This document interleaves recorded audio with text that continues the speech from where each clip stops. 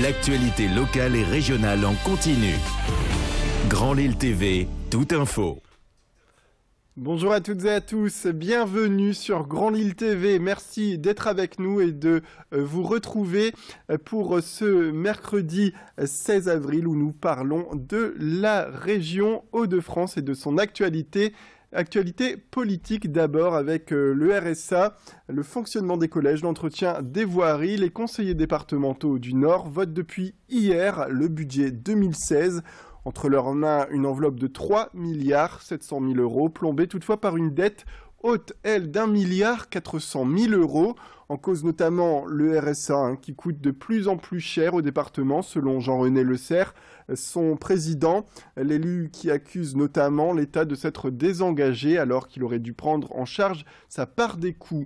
En attendant des jours meilleurs et pour remédier au problème, l'option prônée par Jean-René Le Serre est donc d'augmenter les impôts sur le foncier bâti de 4,4%.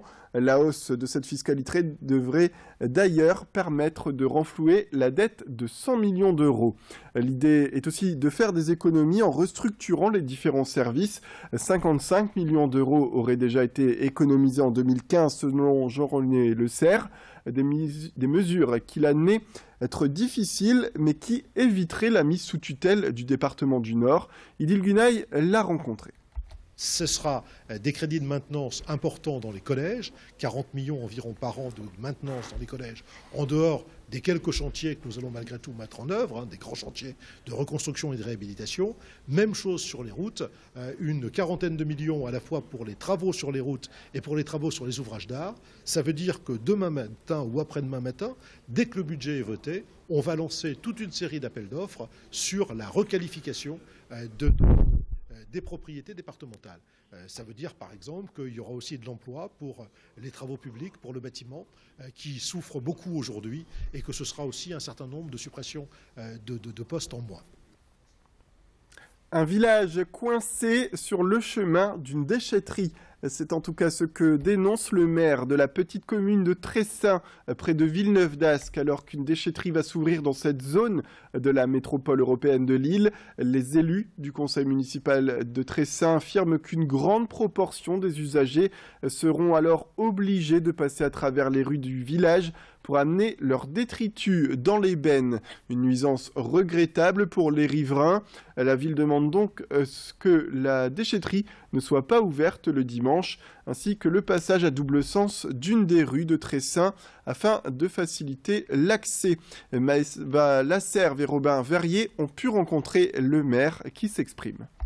Voir cette déchetterie ne pas apparaître, à mon avis, ça me semble du rêve. Donc, par contre, qu'il y ait des aménagements, bien entendu. Apparemment, Villeneuve-d'Ascq est en train de verrouiller cet accès par la rue Colbert, ce qui fait qu'on devrait supporter l'essentiel du trafic. Notre inquiétude va surtout pour le trafic du week-end, puisque cette déchetterie sera ouverte, bien entendu, le samedi et également le dimanche matin, si j'ai bonne mémoire.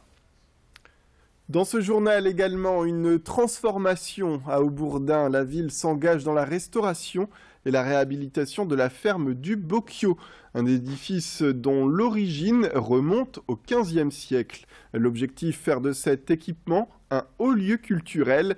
Le public trouvera notamment sur place un théâtre dit de poche avec une capacité de 100 places. L'établissement veut aussi devenir un nouveau lieu d'accueil d'artistes locaux ou bien internationaux.